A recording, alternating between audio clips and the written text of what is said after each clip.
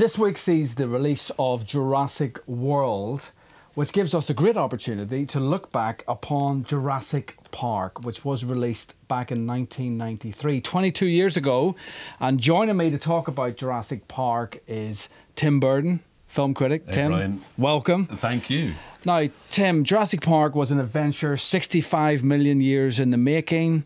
It was released in 1993. Yes. Big moment for Steven Spielberg because previously he had just done Hook, which had been Peter Panned by the critics. So tell us about the first time that you saw Jurassic Park. Oh, well, summer 1993 in Cambridge, staying with my grandparents, and we queued, I think it was about 2 blocks. There was massive queues. It was the early evening show. We maybe naively thought the early evening show wouldn't be as busy, so we went there. And we were queuing for, it must have been about 45 minutes. We were queuing right round. But you don't really see that these days. And the excitement in the queue was palpable. Whenever we eventually got in, I think we got maybe the last 20 or so seats. So we did manage to get a seat. It was one of these big 2,000-seater cinemas. And the thing about seeing Jurassic Park for the first time, it was a case of total, awe-inspiring visuals.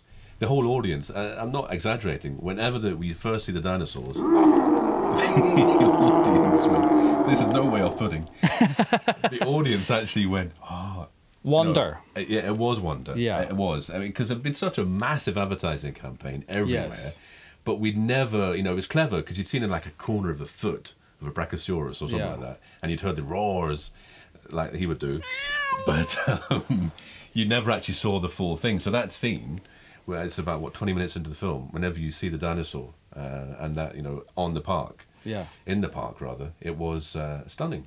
Now, beautiful filmmaking. Of course, the amazing thing is they spent $63 million on the movie, $65 million on the marketing. And we see some of the marketing here with the toys and dinosaurs and then they spent $110 million on the Universal theme ride.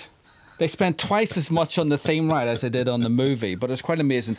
One of the things, though, was the actors, of course, because they weren't famous actors. Of course they were, but they weren't A-list actors. True. Not Tom Cruise or Tom Hanks or Julia Roberts.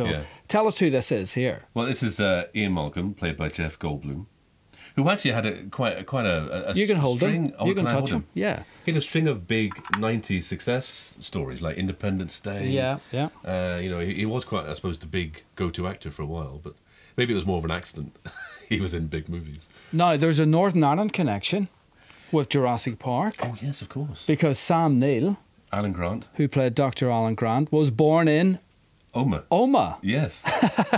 Quite amazing. I know. We cling to anything. Exactly, we do. We do. We cling to anything. So that's the Ulster connection. And of course, he does an amazing thing in Jurassic Park, which I'm going to attempt to replicate now. Okay. He's wearing his glasses. Okay, you be the dinosaur. Right. He's in the car. The head moves. Okay, here he is. He's in the car. Let's put him into the car. Carnage. He turns around, he sees the dinosaur, and then he takes his glasses off like this in disbelief. Yes. You remember that? At that scene when they first see them. The first see the dinosaurs. Right. It's the way he takes his glasses off. Brilliantly done. Just little touches like that. That's very Spielbergarian. Now, probably, despite all the special effects, despite all the dinosaurs, the most memorable moment in the entire movie is when the water moves. Okay, now we're going to attempt to make the water move today. Staring. In a very special experiment. Now, in theory, on the film set, how did they actually make this move? Well, on the film set, it was a guitar string, wasn't it? Guitar string was plucked underneath the actual car dashboard. Okay. Which is so effective. And, there's no CGI there. That's kind of classic, original film. Old school. Now, how this idea came to Steven Spielberg was that he was in his car listening to a Chicago funk 1970s disco band. Oh, like Boogie Nights soundtrack. Earth, Wind and Fire. Fantastic.